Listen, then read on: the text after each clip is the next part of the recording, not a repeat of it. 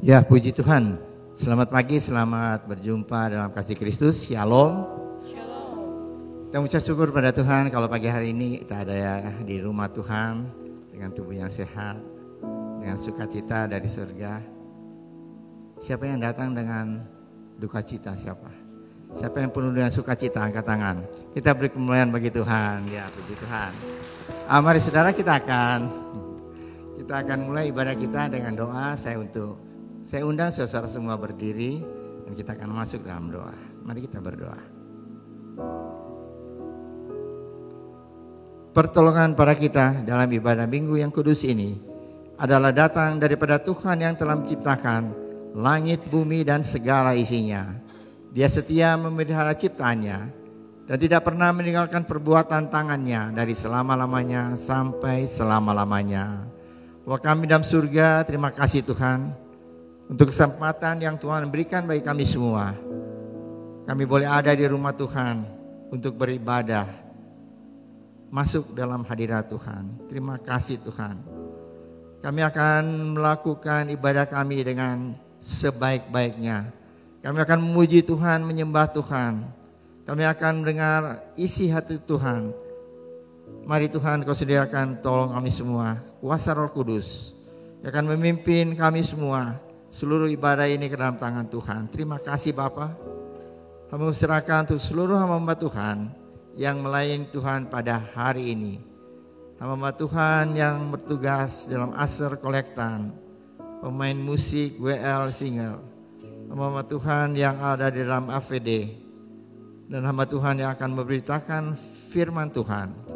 Mari Tuhan urapi dengan urapan khusus dari surga, sehingga pelayanan kami semua itu boleh memperkenankan hati Tuhan dan menjadi berkat bagi jemaat Tuhan. Terima kasih Bapa. Kami berdoa Tuhan untuk seluruh jemaat yang akan hadir di tempat ini Tuhan. Urapi dengan kuasa Allah sehingga kami semua boleh menikmati kehadiran Allah dalam ibadah ini. Terima kasih Bapa. Yang berdoa untuk saudara-saudara kami yang masih dalam perjalanan. Entar mereka Tuhan tibakan tempat ini, kumpulkan kami bersama, berkati kami bersama-sama. Dalam nama Tuhan Yesus Kristus kami sudah berdoa dan mengucap syukur. Mari kita sama-sama katakan amin. Sekali lagi shalom jemaat Rehoboth. Shalom ya. Udah seminggu nih kita gak ketemu saudara-saudara kita yang terkasih. Boleh kasih salam kanan kirinya, depan belakang. Selamat hari Minggu, selamat beribadah. Puji Tuhan. Yesus Tuhan adalah sumber kekuatan kita. Amin saudara. Amin ya. Tidak ada lagi ketakutan dalam kehidupan kita. Di dalam Tuhan selalu ada rasa nyaman. Amin. Amin. Saat ini kita akan nyanyikan sebuah pujian dengan yakin dan percaya bahwa firman Tuhan sanggup memberikan sukacita yang melimpah. Amin. Mari.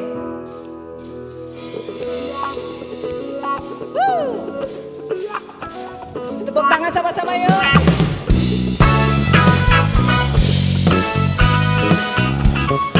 Mari yang bersuka saat ini, boleh kita berikan tepuk tangan yang paling luar biasa buat Tuhan kita.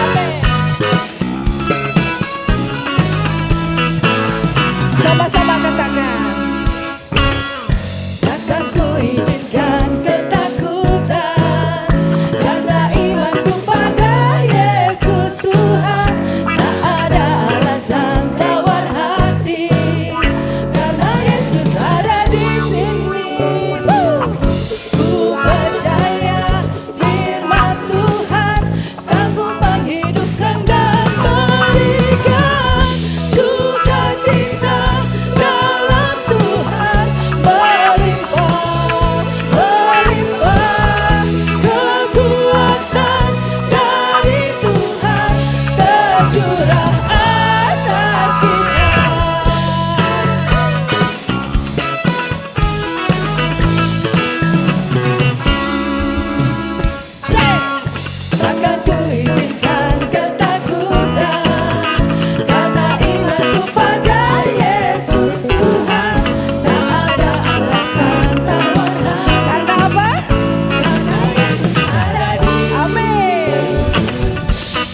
Percaya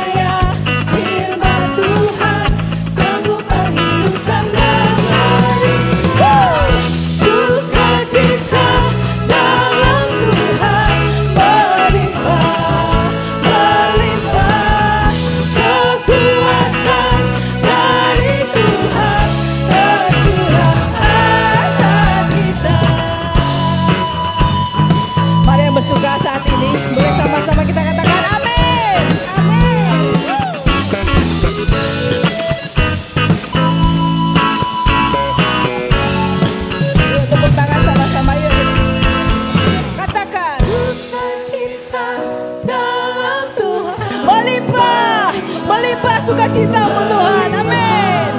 Kekuatan dari Tuhan lebih dahsyat lagi, nyanyikan. Sukacita dalam Tuhan melimpah, kekuatan dari Tuhan tercurah. Sekali lagi sukacitamu.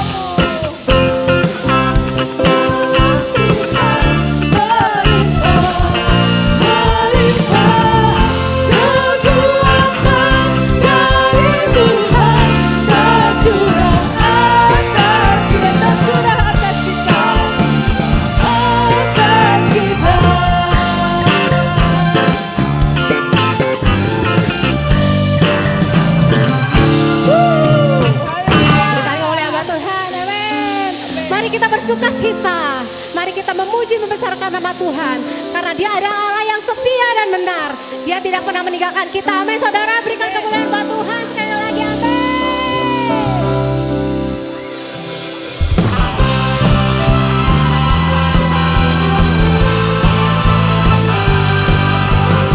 Terima kasih Tuhan untuk kasih setia-Mu yang melimpah dalam hidup kami.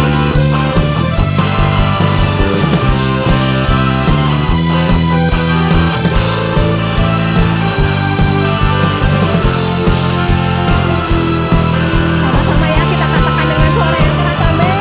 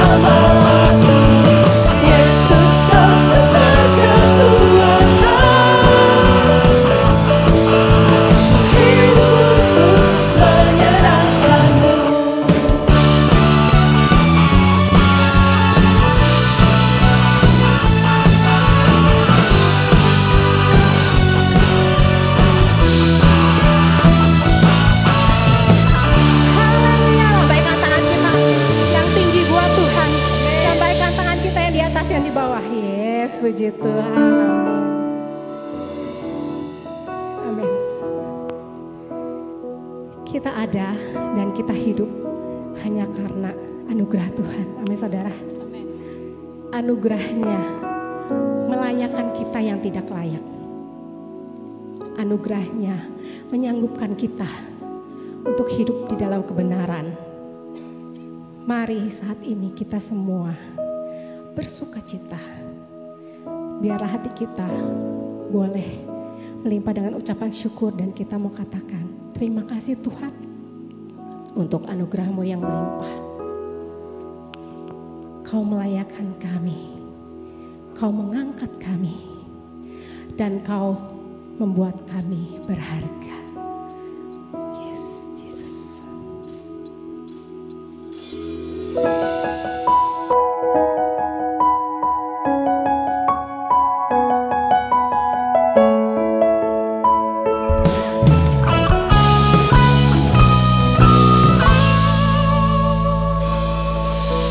Tuhan, Kau sungguh besar, karya-Mu sungguh ajaib, tiada hentinya ku mengagumi, sungguh Kau ajaib. Katakan sama-sama. Tuhan, Kau sungguh besar,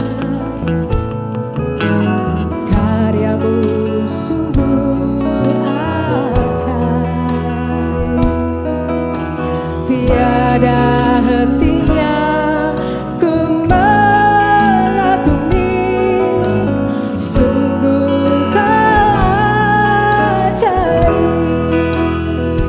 Ku mau selalu bersyukur kepadamu Tuhan, anugerah-Mu mempesonaku, selalu dan selalu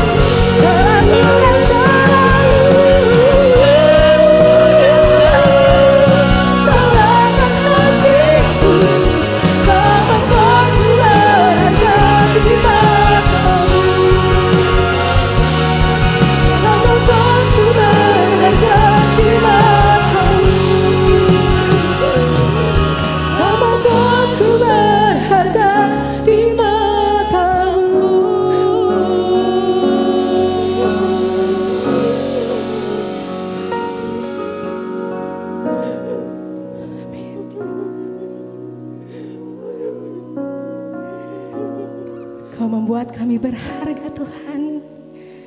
Engkau melayakkan kami.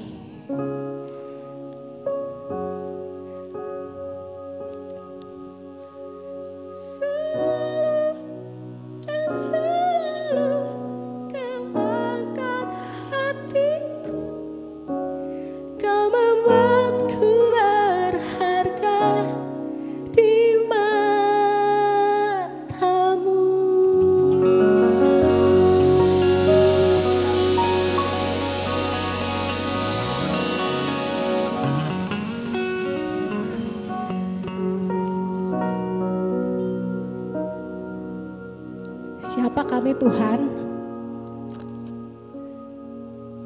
Siapa sih kami? Kami ini hanya debu Tuhan. Tapi Engkau melayakkan kami. Engkau mengangkat kami dari lumpur dosa. Engkau membuat hidup kami begitu berharga. Terima kasih untuk anugerah-Mu yang besar, yang melimpah. Terima kasih. Buat hidup kami tidak menyia-nyiakan anugerah-Mu. Buat kami boleh menghargai seluruh anugerah dan pengorbanan-Mu Tuhan untuk hidup kami. Dan buat hidup kami boleh senantiasa mengucap syukur. Haleluya. Biarlah segala pujian, hormat, pengagungan, kemuliaan kami menaikkan hanya untuk kemuliaan nama-Mu Bapa. Dalam nama Yesus kami berdoa mengucap syukur. Haleluya. Amin.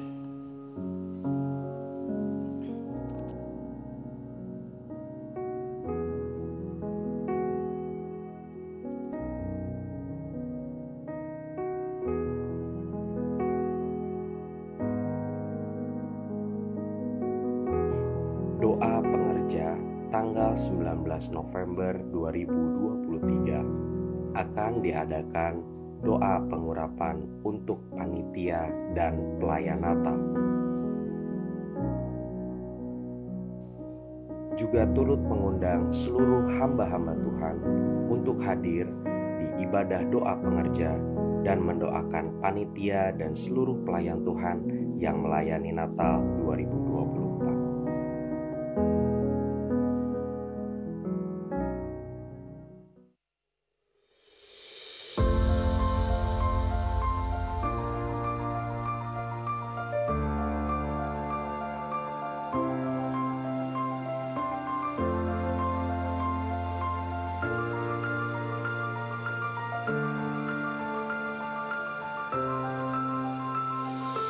Pendidikan adalah pilar penting bagi masa depan suatu bangsa.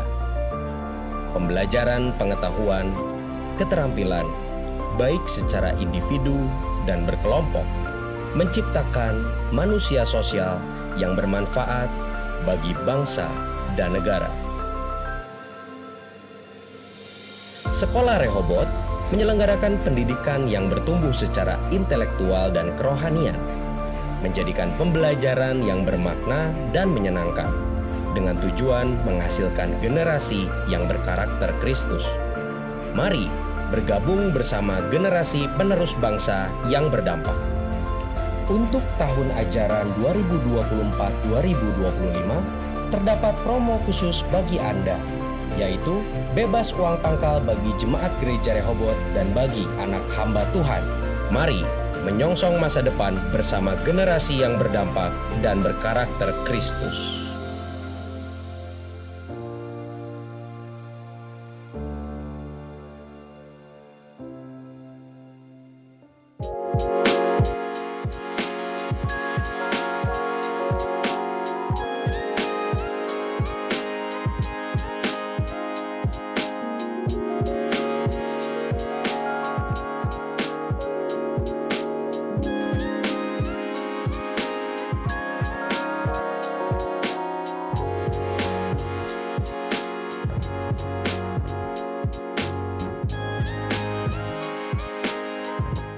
Shalom saudara, mengundang Anda untuk mengikuti kebaktian Natal Lansia hari Rabu tanggal 6 Desember 2023 pukul 3 sore bertempat di basement gereja Rehoboth.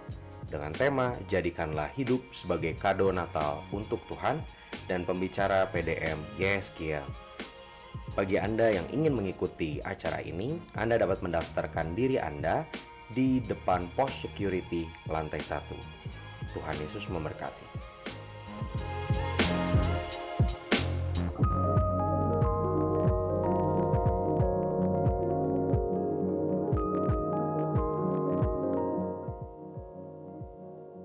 Meskipun aku berjalan dalam lembah-lembah, dalam lembah bayang-bayang maut, aku tidak takut. Kenapa? Sebab Tuhan besertaku. Nah, itu yang dimaksud hidup kelimpahan di dalam Tuhan. Bahwa kadang memang Tuhan mengizinkan kita bergumul dengan proses, bergumul dengan sebuah perjalanan yang panjang.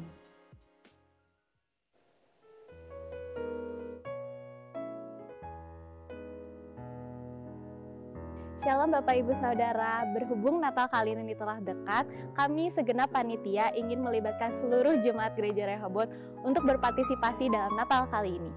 Selama sebulan ini akan ada tim multimedia atau AVD yang akan mengambil foto Bapak Ibu Saudara sekalian untuk dipajang atau dipasang di pohon Natal. Mari terlibat dalam Natal kali ini dan menjadi keluarga besar Gereja Rehoboth. Tuhan Yesus memberkati. Ya, salam, selamat pagi Bapak Ibu saudara sekalian yang dikasihi dan diberkati oleh Tuhan. Salam. Ya, izinkan saya menyapa Pak Agus dari Boyolali dan tim ya, selamat untuk ikut beribadah bersama-sama dengan kita semua pada pagi hari ini. Kita sangat berbahagia. Bapak Ibu saudara sekalian, sebelum kita bersama-sama mendengar kebenaran firman Tuhan, mari kita akan sekali lagi masuk dalam doa. Terima kasih Bapak untuk kesempatan yang Kau berikan buat kami. Kami boleh memuji membesarkan nama Tuhan. Kami tahu Tuhan Kau Allah yang bertahta di atas puji-pujian kami. Dan saat ini sebentar kami akan belajar kembali kebenaran firman Tuhan. Urapi hamba-Mu pagi hari ini dengan urapan yang khusus dari sorga, supaya boleh Tuhan menyampaikan kebenaran firman Tuhan dengan jelas buat kami semua yang mendengar pada pagi hari ini. Berikan Tuhan pencerahan kepada setiap kami yang mendengar firman Tuhan, supaya kami boleh sungguh-sungguh mengerti dan kami boleh melakukan firman Tuhan di dalam kehidupan kami sehari-hari. Terima kasih Bapa, kami serahkan sekali lagi semua hanya ke dalam tangan-Mu. Bagimu segala pujian, hormat, syukur, kuasa, kemuliaan, kekayaan, dan kejayaan dari selama-lamanya sampai selama-lamanya. Di dalam nama Tuhan Yesus kami sudah berdoa, mengucap syukur dan berterima kasih. Amin. Bapak Ibu, saudara oleh Tuhan, firman Tuhan pagi hari ini saya beri judul The Unknown God. Allah yang tidak dikenal. Nah, dalam bulan ini kita masih sama di dalam seri penginjilan. Ya, bagaimana di jemaat mula-mula ya menyampaikan atau menyaksikan firman Tuhan. Di minggu yang kedua kita juga sudah mendengar bagaimana Rasul Paulus di Filipi, ya dia di penjara di sana. Dan hari ini kita akan melanjutkan dengan tetap di Kisah Para Rasul pasal yang ke-17, ya mulai dari ayat yang ke-16 sampai dengan ayat yang ke-34 dengan perikop Paulus di Athena. Nah, karena ini bacaannya panjang, kita tidak akan baca semua. Nanti saya akan masuk ke dalam setiap bagian dan kita akan melihat apa isi dari perikop ini. Ya, jadi ini masih sama serinya, seri eksposisi. Ya, mungkin butuh sedikit untuk berkonsentrasi, tapi saya percaya bahwa pagi hari ini kita semua akan diberkati. Amin. Dan kita akan melihat betapa luar biasanya firman Allah ini. Ya, jadi Kisah Para Rasul ini ditulis oleh Lukas dan ditulis begitu detail, bisa dibuktikan secara sejarah. Ya, nanti kalau ada yang mau mengeksplor lebih dalam lagi, ya itu akan lebih baik. Ya, bagaimana firman Tuhan ini memang betul-betul sangat luar biasa. Perikopnya adalah Paulus di Athena. Nah, kenapa Rasul Paulus bisa ada di Athena? Ya, minggu lalu kita mendengar Rasul Paulus ada di Filipi. Kemudian dia menginjil ke Tesalonika. Nah, orang-orang Tesalonika cukup menerima Rasul Paulus juga Silas, ya, dan juga Timotius. Sehingga ada banyak di antara orang Tesalonika yang percaya kepada Injil Kristus. Nah, tetapi dikatakannya kalau kita baca, silakan nanti dibaca di sebelumnya, mulai dari pasal 17 ayat yang pertama, ya selalu saya katakan kalau baca firman Tuhan, kalau mau tahu baca sebelum, juga kalau bisa baca sesudahnya. Nah, ini di Tesalonika ternyata Rasul Paulus ya itu karena ada beberapa orang Yahudi yang tidak suka, ya jadi mereka mengumpulkan orang buat kericuhan, buat kerusuhan. Gimana caranya supaya Rasul Paulus mungkin bisa dianiaya atau ditangkap.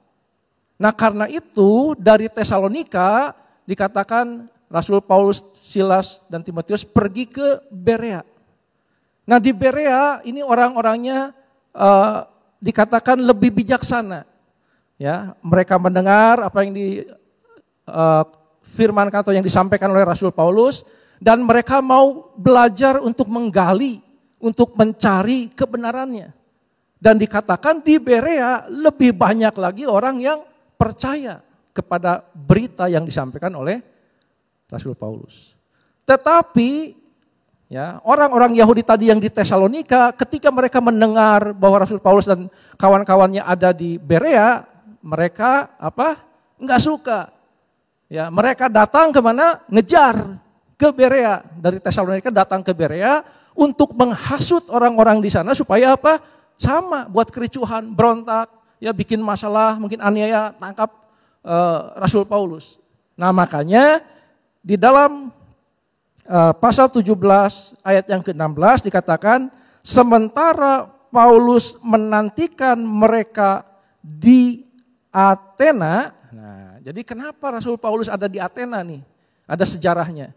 Ya, jadi Rasul Paulus dibawa oleh beberapa orang percaya dari Berea untuk lari ke Athena. Ya. Jadi kalau kita mikir bahwa ini kan bukan keinginannya Rasul Paulus ya.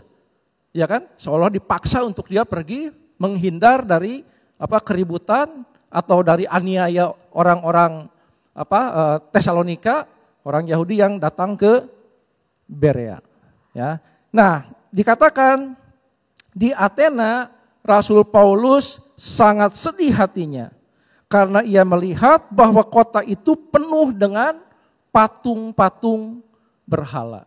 Saudara, Rasul Paulus datang ke Athena seperti biasa kalau kita pergi ke kota yang baru, ya, atau kita jalan-jalan ke luar negeri, ke satu negara, kemudian ada kota yang kita datangi, biasanya apa yang pertama kita lakukan? City walk, city tour. Bagus, di Bandung nih baru atau gimana? Sudah city walk, sudah city tour belum nih? Ya, nah biasanya itu pengen tahu. Betul nggak? Kayak apa sih kota itu? Ini hal yang sama yang dilakukan oleh Rasul Paulus. Dia jalan-jalan, dia lihat, kemudian dia melihat banyak sekali ya patung dewa-dewa. Sampai ada yang mengatakan itu lebih dari 30.000 patung. Dikatakan pada saat itu untuk ketemu patung itu lebih gampang daripada ketemu orang di sana. Ya, jadi betapa banyaknya itu patung. Rasul Paulus begitu bersedih, ya, hatinya begitu teriris. Kenapa? Karena dia melihat bahwa kota ini, Athena ini dipersembahkan kepada Allah yang lain, kepada dewa-dewa, kepada ilah-ilah yang lain. Ya, Rasul Paulus sangat bersedih sekali. Ya, betapa Athena yang kalau kita pelajari di sejarah waktu zaman Alexander Agung begitu megah luar biasa. Pusat perdagangan, ya pusat segala sesuatu. Tapi ketika Rasul Paulus di sana kurang lebih pada tahun 51 Masehi, itu keadaan Athena memang sudah banyak berubah. Bukan lagi pusat perdagangan, tetapi masih menjadi pusat filosofi. Ya, menjadi pusat dari hal-hal yang berhubungan dengan misalnya pendidikan. Ya, tadi filosofinya ini luar biasa Athena ini. Ada 4 sekolah filosofi di sana. Nanti saya akan bahas ya. Nah, jadi betapa luar biasanya. Seninya gimana? Wah, sangat luar biasa. Ya, kota yang sangat luar biasa sekali Athena. Tetapi keadaan itu ya karena tadi Rasul Paulus melihat bahwa kota ini dipersembahkan kepada ilah yang lain, ya dia sangat sedih. Apa yang Rasul Paulus lakukan selain tadi setelah dia berjalan-jalan di kota, dia juga setiap hari Sabat pasti akan datang ke sinagog, ke rumah ibadat. Ini selalu dilakukan. Tuhan Yesus melakukan hal yang sama. Kalau dia ada di kota mana waktu misalnya di Yerusalem, ya dia pergi ke satu kota berpindah-pindah, dia pasti akan setiap Sabat ada di mana? Di sinagog. Karena di sana tempat orang Yahudi yang tentu percaya kepada perjanjian lama, juga bangsa-bangsa lain yang takut akan Allah berkumpul. Di sanalah Injil keselamatan diberitakan. Ya, jadi di perjanjian lama tentu mereka bahas, dan ini perjanjian yang baru, Injil keselamatan melalui Tuhan Yesus juga diberitakan di sana, di sinagog, setiap hari Sabat. Selain itu, Rasul Paulus juga dia pergi ke pasar-pasar, ya, disebutnya agora, ya, marketplace, ya, tempat terbuka orang jualan segala macam mungkin di jalan-jalan. Rasul Paulus memberitakan hal yang sama. Ya, dia menceritakan tentang siapa Yesus Kristus itu. Ya, jadi di rumah ibadat bertukar pikiran, di jalan-jalan juga, di mana lagi? Ya, di segala kesempatan. Ya, Rasul Paulus akan berbicara tentang Injil Kristus. Dan di sini dikatakan pada saat itu juga dia bertemu dengan ahli-ahli pikir dari apa? Epikuros dan Stoa. Nah, jadi ahli pikir ini filsuf atau yang memiliki filosofi dari Epikuros dan Stoa. Nah, tentu kita mau tahu dong, apa sih yang diajarkan oleh Epikuros ini? Nah, kalau kita lihat ya, itu mungkin terlalu kecil ya. Epikuros itu hidup di tahun 341 sampai 270 sekian sebelum Masehi. Jadi 300-an tahun ya sebelum tadi Masehi. Apa yang diajarkan? Ya. Mereka itu tidak percaya kepada Allah, ateis. Ya, mereka nggak percaya kepada Allah. Nah, kalau orang yang tidak percaya kepada Allah, biasanya mereka percaya kepada apa? Diri sendiri. Ya, kebebasan, free will. Ya, semua pokoknya Allah itu nggak ada. Ya, hal-hal yang superstitious atau hal-hal yang heran, ajaib itu mereka nggak percaya. Ya, bagi mereka mungkin hidup itu hanya tubuh dan jiwa. Ya, jadi tubuh ini adalah penjara jiwa. Ya, karena nggak ada tuh yang namanya roh. Ya, buat mereka kalau meninggal, ya sudah. Ya, balik lagi ke alam, jadi atom, ya, partikel terkecil bersatu lagi, selesai. Ya, dan buat mereka kebahagiaan tertinggi itu melalui kenikmatan. Pleasure is the highest good. Ya, luar biasa kan? Ya, kebahagiaan itu melalui kenikmatan. Ya, tapi kita jangan berpikir kenikmatan seperti kenikmatan sensual, seks dan sebagainya. Enggak, Bapak Ibu sekalian. Ya, mereka sangat simple. Semua harus diselaraskan kembali dengan nature, dengan alam. Ya, jadi ada keinginan itu mereka bagi 3 bagian.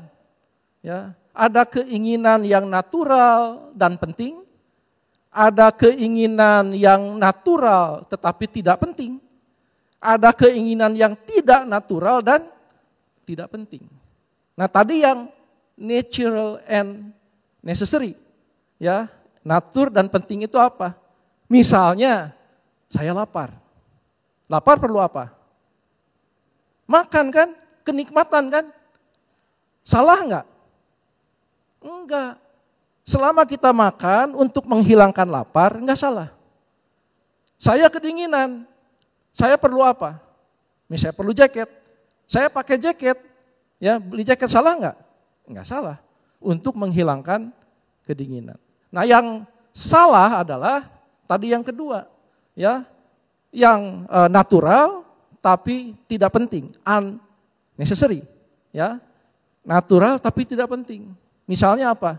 Tadi saya kan kedinginan, saya bisa pakai jaket, pakai selimut, pakai apa saja oke kan? Tapi kalau saya harus pakai jaket yang branded, ya, nah itu, ya, natural, ya, tapi tidak penting, iya kan?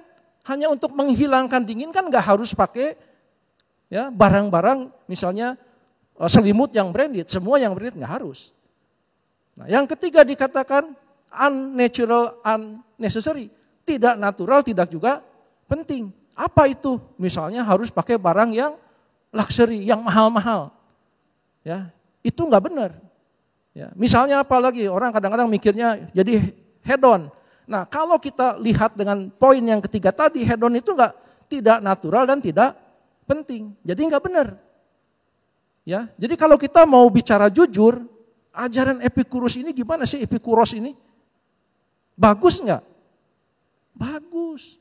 Cukupkan dirimu dengan apa yang ada padamu, yang sedikit. Ya, jangan mikirin yang lain-lain. Ya, jangan mikir kesakitan, jangan takut kematian, jangan takut Allah kan nggak ada. Bagus nggak? Ya, jangan nambahin pusing lah, jangan nambahin takut lah.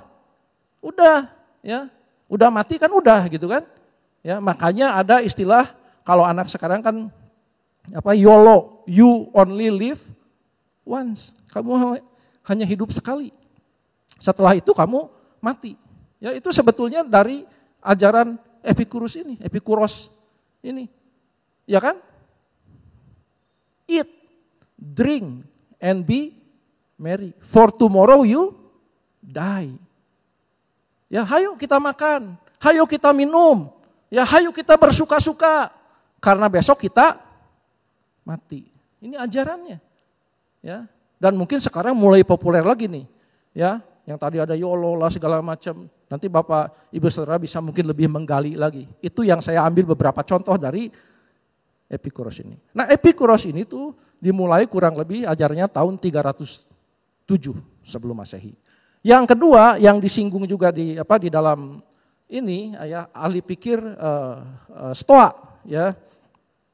Ahli pikir Stoa. Nah, ahli pikir Stoa ini kehidupannya tentu tahunnya itu dekat dengan Epikuros. Ya, 334 sampai 300 berapa itu? 82 atau 62 berapa tuh? Saya kurang kelihatan, sorry ya, sebelum Masehi. Jadi Stoa ini ya ajarannya ini mulai tahun 300 sebelum Masehi. Jadi beda berapa? Hanya 7 tahun kan dengan tadi yang Epikuros. Jadi deketan nih, ya sangat deketan. Nah, apa kepercayaan dari Stoa ini? Yang pertama, percaya panteisme. Percaya satu atau lebih Allah. Kalau yang tadi tidak percaya Allah, ini percaya Allah. Bisa satu, bisa lebih. Nah, kalau orang yang percaya adanya Allah, ya, dia percaya akan ada kekuatan atau ada kuasa yang lebih tinggi dari dia, yang menentukan. Makanya saya tuliskan sebagai determinism.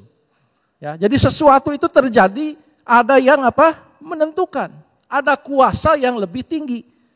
Ya, karena dia percaya adanya Allah, dia percaya akan adanya determinism. Kemudian apa? Ya, kalau tadi Epikuros berbicara tentang kebahagiaan ini dicapai melalui kenikmatan, pleasure, Stoa beda. Ya, Stoa ini orangnya itu namanya Zeno of Citium.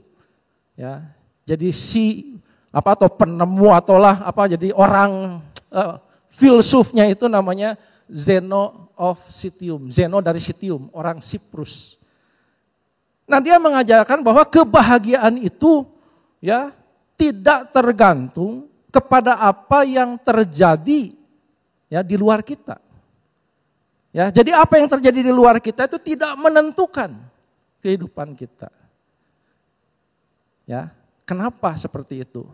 Ini apa yang dia alami dalam kehidupannya. Satu saat dia sedang naik perahu membawa seluruh harta bendanya.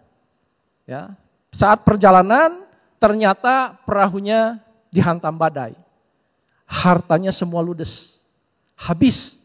Seluruh harta kayaknya habis, hanya tinggal dirinya.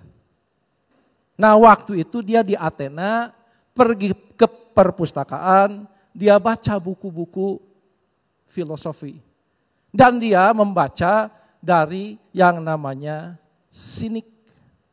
Nah, ini sinik ini filosofi juga. Yang tadi saya bilang ada 4, ya, ada Epikurus, ada Stoa, ini ada sinik. Ya, kalau kita sekarang dengar kata sinis, nah itu dari sinik. Apa sih yang diajarin? Ya, udah nggak perlu pusing-pusing cari harta, susah-susah mau pangkat, mau kedudukan, mau apa, ngapain? Ya, untuk apa? Ya udah aja gitu, hidup ya nikmati aja. Mungkin tanda petik 2 seperti jadi pengemis gelandangan, minta-minta gitu kan, tapi bahagia. Ya, jangan mencari harta atau kedudukan duniawi, nggak perlu. Nah, Zeno ini membaca itu, mempelajari itu, dan dia mengajarkan tanda petik 2 jadi seperti apa ya, inovasi gitu, atau revisi atau penemuan baru. Ya, nah dia mengatakan sekarang kalau mau kaya mau apa nggak apa-apa. Ya, tapi kalau tadi kita bahagia jangan terlalu bahagia. Kenapa?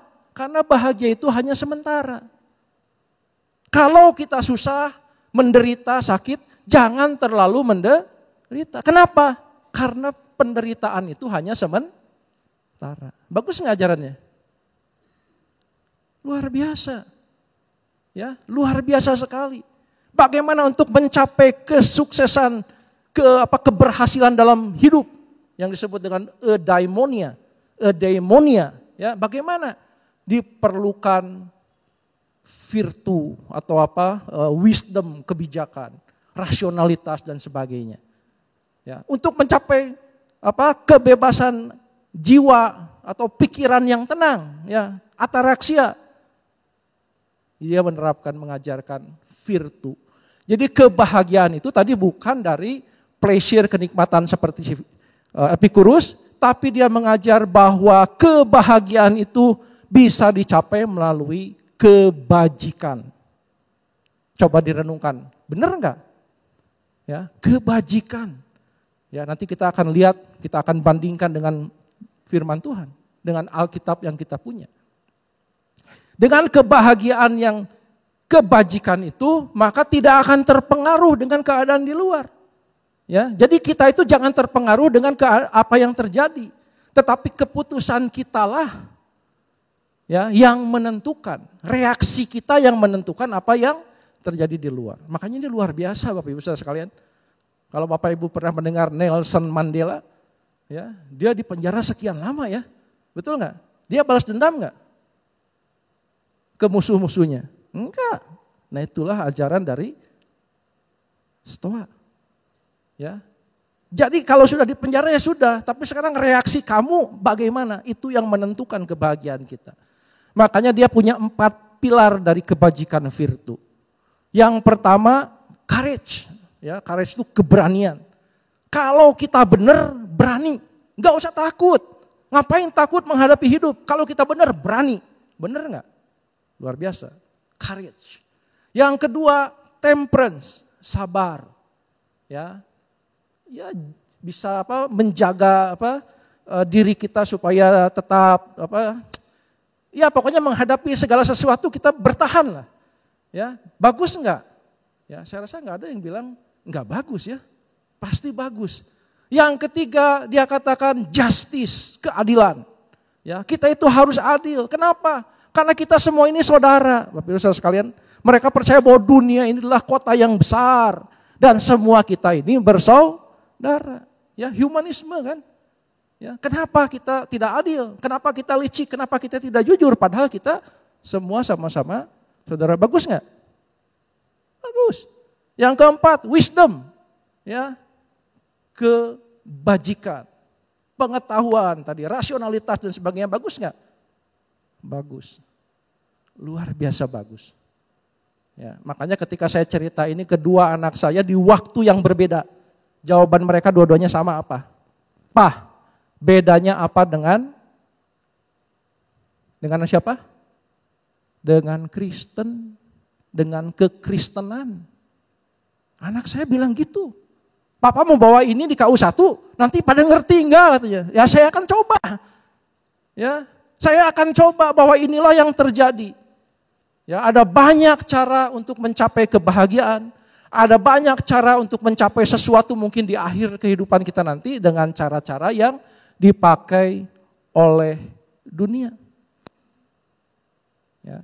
Dan 3 yang tadi saya sebut, ya, sinik, Epikuros sama Stoa. Satu lagi itu namanya skeptik.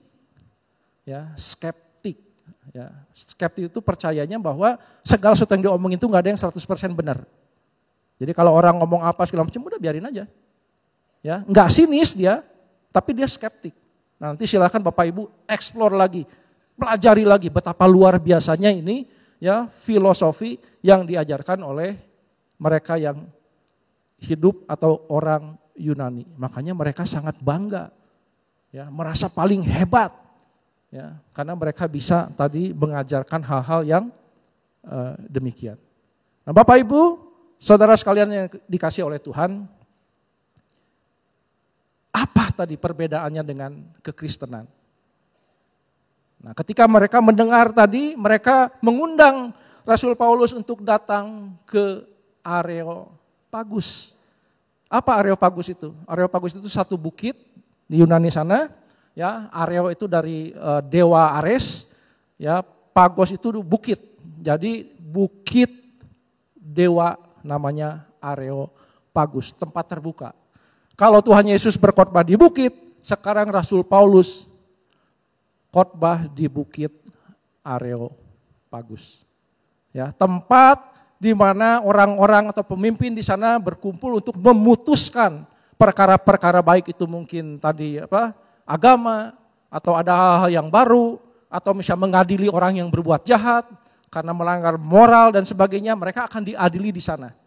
Rasul Paulus diminta untuk terangin, ya, kamu itu kan cuman ngambilin pengajaran dari pasar gitu ya, kayak burung itu makan itu, terus kamu ajarin kan nggak jelas, nggak ada dasarnya. Nah, minta diterangin di hadapan tadi orang-orang yang ada di Areopagus. Mereka tentu orang-orang yang pintar ya. Mereka orang-orang yang luar biasa. Bahkan dikatakan orang Athena pada saat itu nggak ada kerjaan yang lain selain ya mungkin belajar filsafat dan sebagainya. Ya, Rasul Paulus diminta untuk menerangkan apa yang dia bicarakan ya sehari-hari pada saat itu. Nah, Bapak Ibu, saudara sekalian, apa yang dilakukan oleh Rasul Paulus di Areopagus?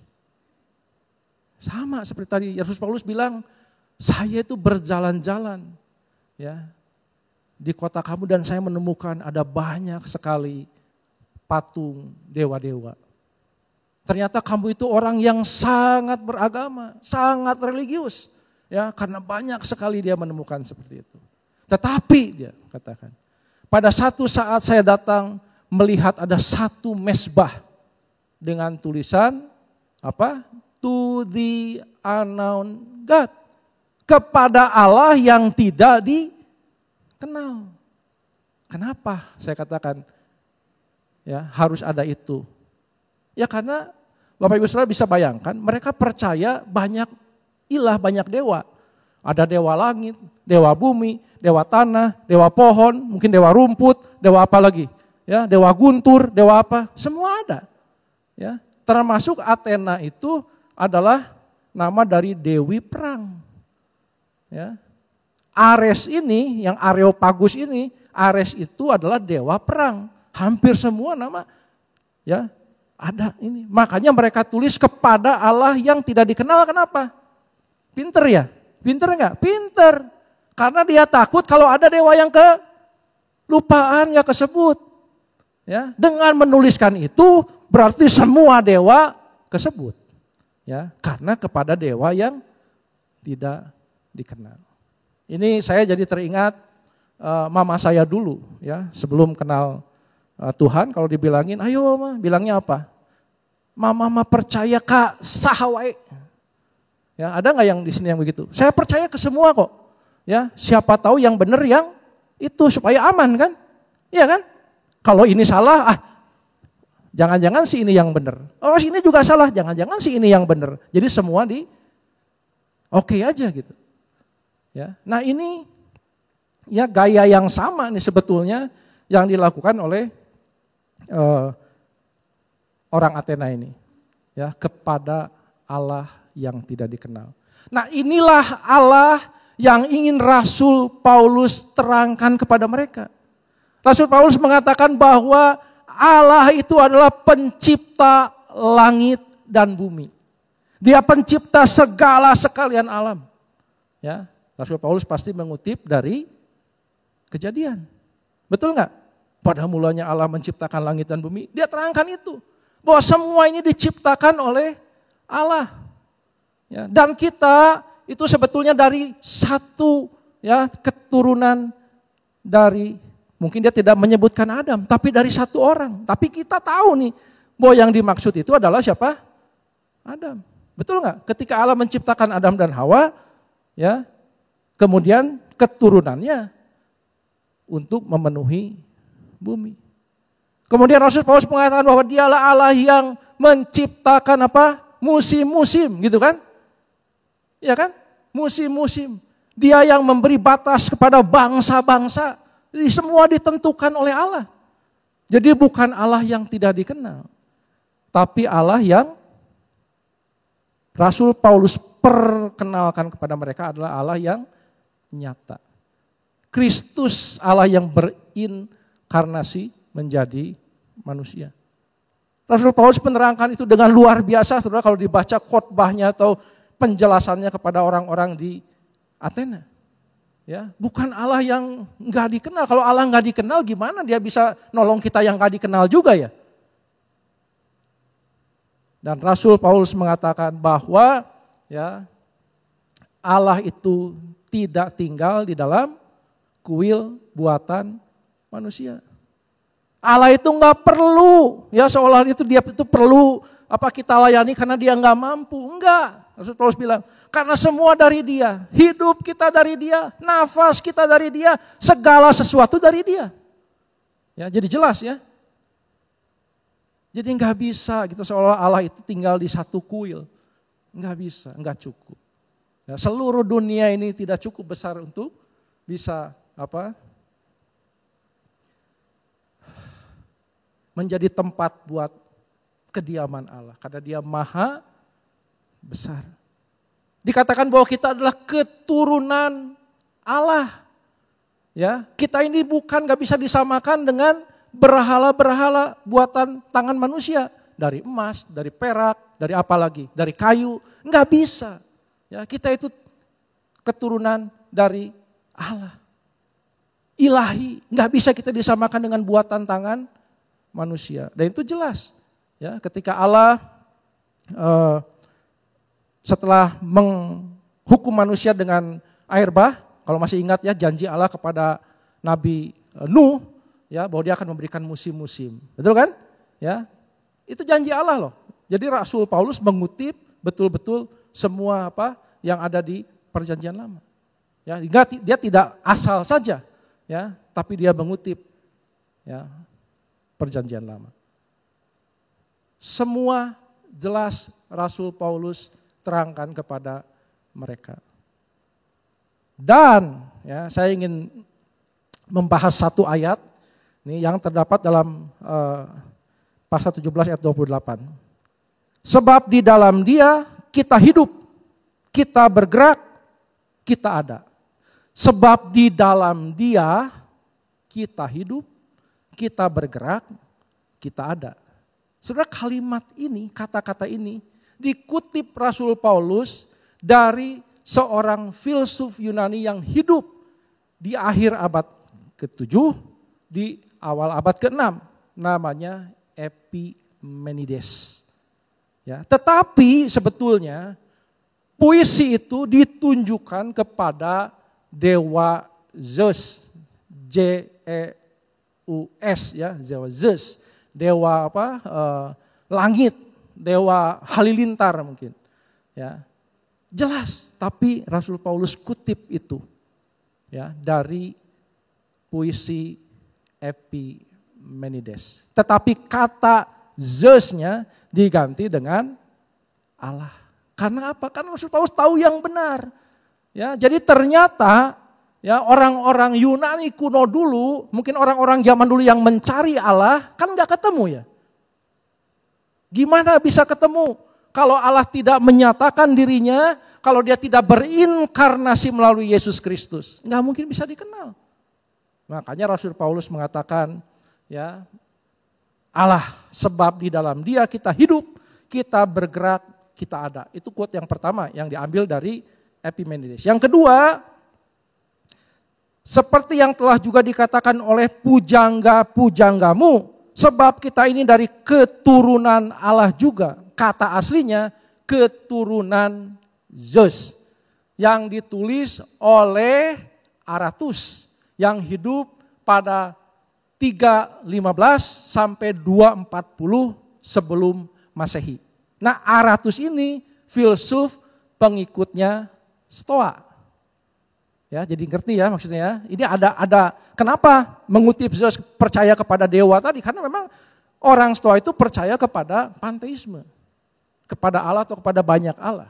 Dan dikutip lagi oleh Rasul Paulus dan diganti kata Zeus-nya dengan Allah. Ya, seperti yang telah juga dikatakan oleh pujangga-pujanggamu, sebab kita ini dari keturunan, kalau mereka Zeus, kita ini dari keturunan Allah.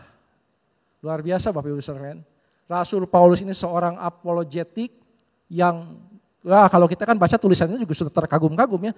Dia bukan hanya tahu tentang Yahudi, ya, tentang bangsanya, tentang mungkin literatur atau apanya, tapi dia juga tahu ya tentang filsuf dari Yunani. Makanya dia quote itu.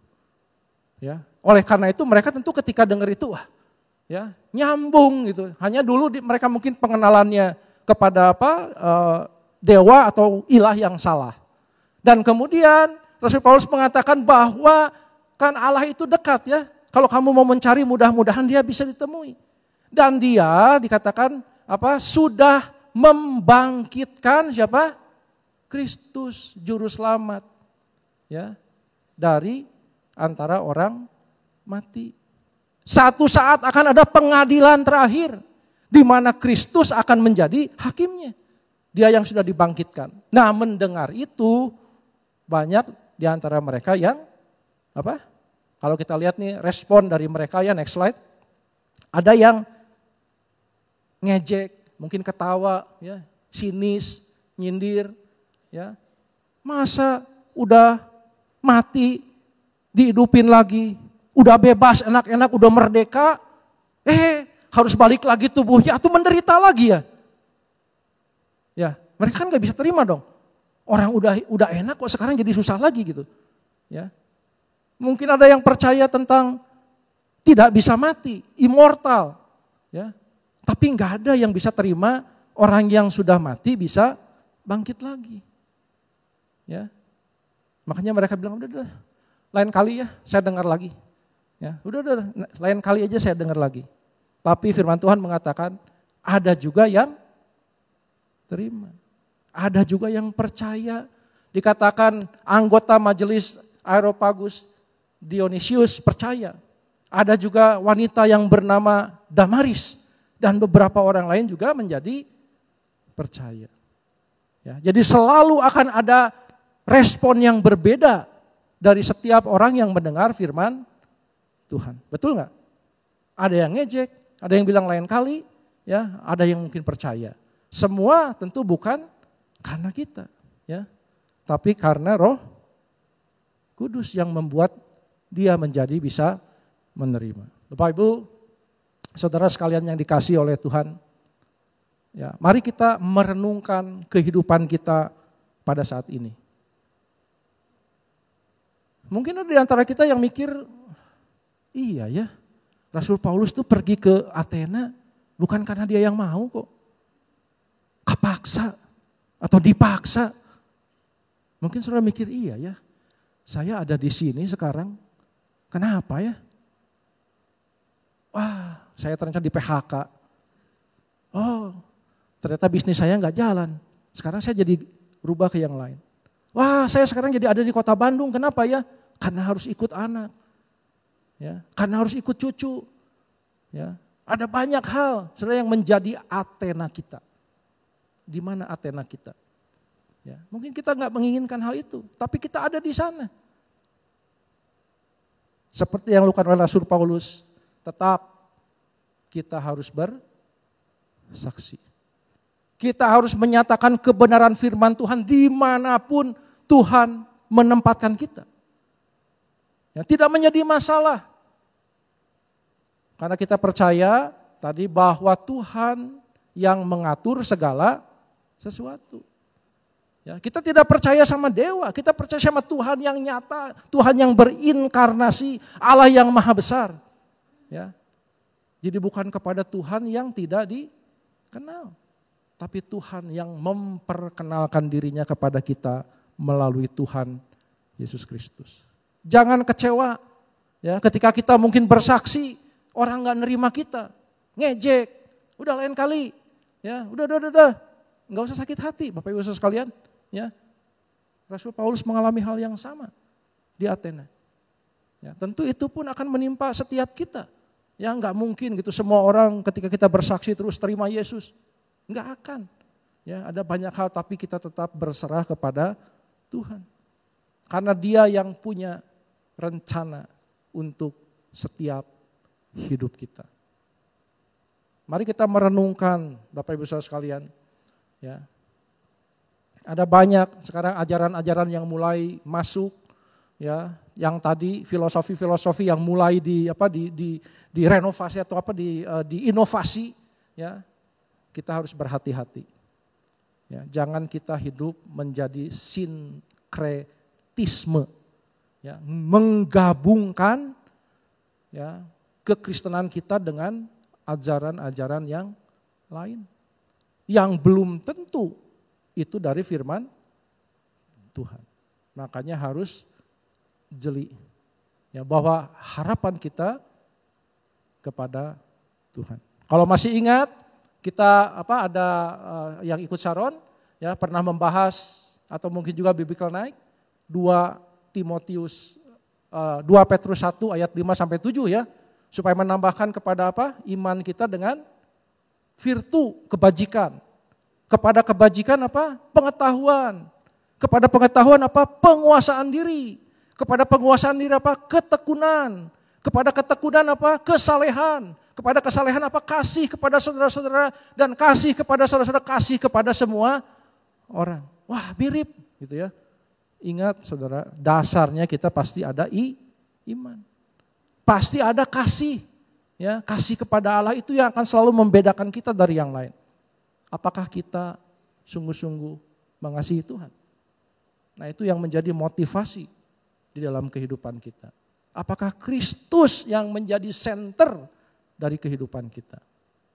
Biarlah firman Tuhan pagi hari ini boleh membuka kembali ya wawasan kita atau iman kita yang sudah lama mungkin mulai saya ternyata orang Kristen tapi hidup sinis.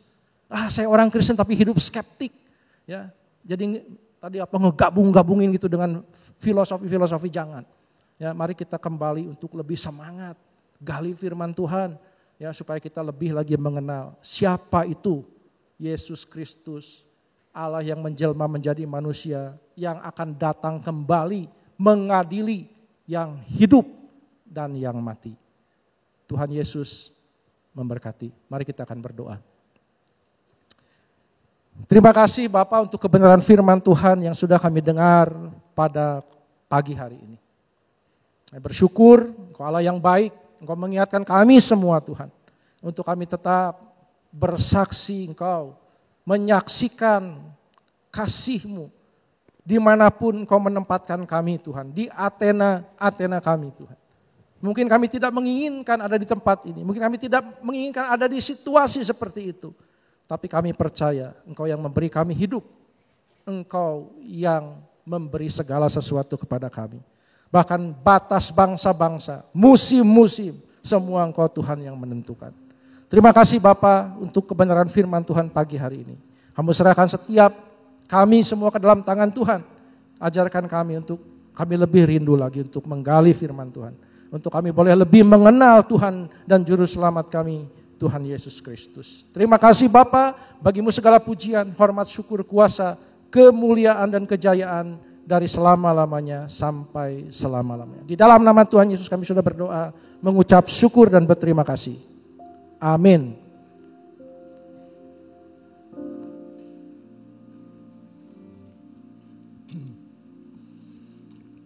Ya, puji Tuhan, saudara, kita sudah mendengar firman Tuhan pada pagi hari ini.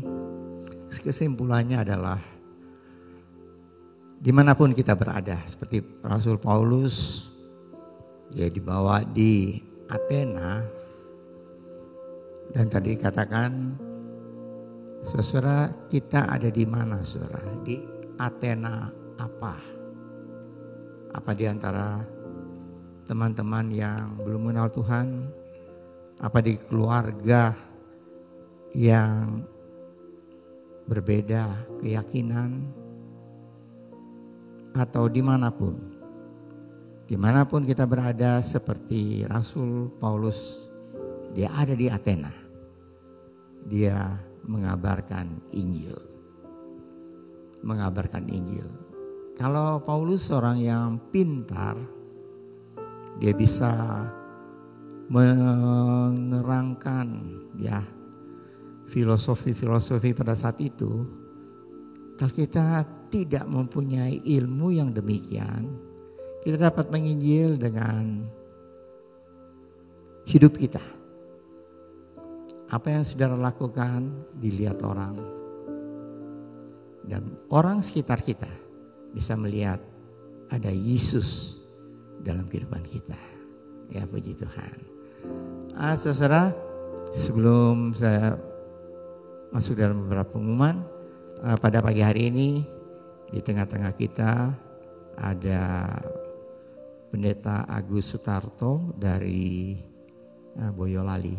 Saya minta untuk berdiri. Ya, ini saudara, Bapak Pendeta Agus Sutarto dari Boyolali yang akan berbakti bersama-sama di Gereja Rehoboth ya di Boyolali. Terima kasih. Dan dua saudara kita yang bersama-sama, yaitu Bapak Kristianto dan Bapak Supono. Ya, silakan. Ya, puji Tuhan. Selamat datang, Tuhan berkati saudara. Saudara, selanjutnya pengumuman yang akan disampaikan yaitu tadi saudara, tentang semua kegiatan akhir tahun supaya kita bersama-sama bisa ikut ya, berpartisipasi di dalamnya. Sudah diumumkan apa itu melalui foto saudara, foto-foto yang akan digantung di pohon Natal dan sebagainya. Silakan saudara. Tapi yang penting bagi kita semua adalah mari kita doakan supaya kegiatan akhir tahun kita boleh berjalan dengan baik dan kita boleh bersukacita dalam Tuhan. Baik itu kegiatan Natal, baik itu kegiatan perjamuan kudus akhir tahun dan kebaktian ucapan syukur 1 Januari ya. Tuhan memberkati kita semua. Saya untuk sebentar saudara, setelah KU2 ada doa pengerja. Khusus kita doakan untuk saudara kita yang mengkoordinir ya kegiatan-kegiatan akhir tahun. Mari saya undang untuk kita berdiri bersama, kita akan masuk dalam doa. Mari kita berdoa. Bapa kami di surga, terima kasih Tuhan untuk berkat Tuhan bagi kami semua. Makasih Tuhan, Kau sudah memimpin seluruh ibadah ini dari awal hingga selesai dengan berkat Tuhan. Kami sudah mendengar firman Tuhan. Terima kasih Tuhan, Engkau sudah tempatkan kami dimanapun kami berada. Dalam masyarakat yang mungkin berbeda keyakinan dengan kami, dalam keluarga yang mungkin berbeda keyakinan dengan kami. Tapi Kau percaya Tuhan, kami mohon kuasa Roh Kudus berikan kekuatan bagi kami, sehingga apa yang kami lakukan dalam hidup kami, dalam kegiatan kami sehari-hari, boleh menggambarkan bahwa kami adalah anak-anak Tuhan, orang yang percaya pada Tuhan, dan mereka bisa melihat Kristus dalam kehidupan kami semua. Terima kasih Bapa. Sekali lagi kami berdoa untuk semua kegiatan akhir tahun. Engkau silakan tolong Tuhan berkati untuk semua saudara-saudara kami yang mempersiapkan hal itu, supaya semuanya boleh berjalan dengan lancar dengan berkat Tuhan. Terima kasih Bapa untuk berkat Tuhan. Kami tak berdoa untuk pemerintah kami yang tengah mempersiapkan untuk pemilu yang akan datang. Tuhan Kau berikan hikmat dan juga kepada TNI dan Polri yang menjaga keamanan, supaya Tuhan proses ini terjadi di dalam negara kami boleh terjadi dalam keadaan aman dan tentram, dan siapapun yang akan terpilih pada saat itu adalah kehendak Tuhan. Seorang yang dapat memimpin bangsa dan negara kami untuk menjadi negara yang lebih maju pada tahun-tahun yang akan datang. Terima kasih Bapa. Kami berdoa Tuhan untuk persembahan yang kami akan berikan. Tuhan urapi, Tuhan berkati dengan berkat-Mu dari surga. Hingga apa yang kami berikan, persembahan dan mengembalikan perpuluhan yang Tuhan punya, kami boleh memberikan yang sebaik, yang terbaik. Karena Kau sudah memberikan yang terbaik bagi kami, yaitu keselamatan dan hidup yang kekal dalam Tuhan. Kami akan masuk dalam minggu yang baru berjalan bersama dengan Tuhan. Kami percaya kami tidak berjalan sendiri, tapi Engkau menyertai kami semua.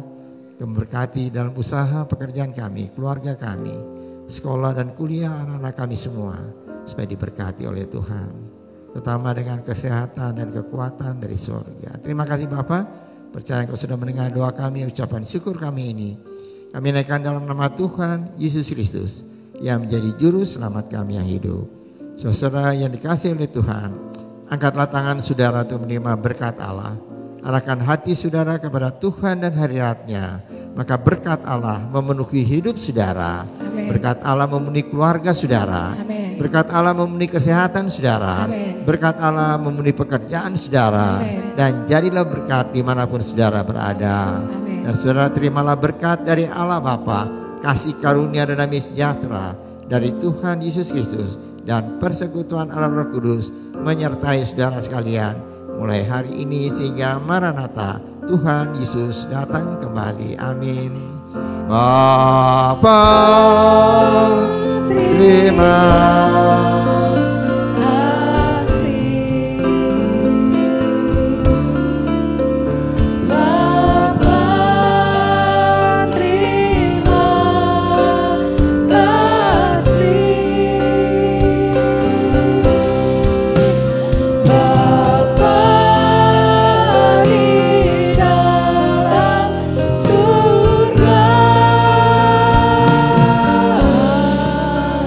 Ku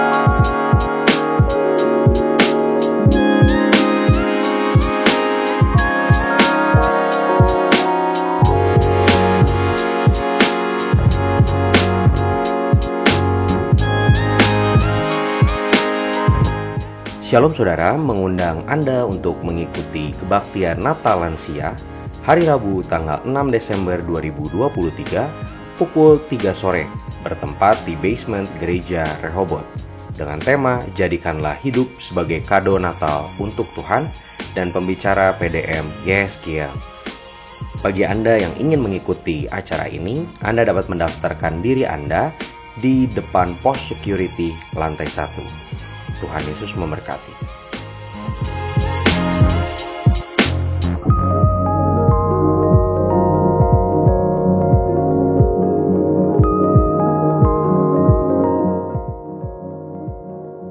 Meskipun aku berjalan dalam lembah-lembah, dalam lembah bayang-bayang maut, aku tidak takut. Kenapa? Sebab Tuhan besertaku. Nah, itu yang dimaksud hidup kelimpahan di dalam Tuhan.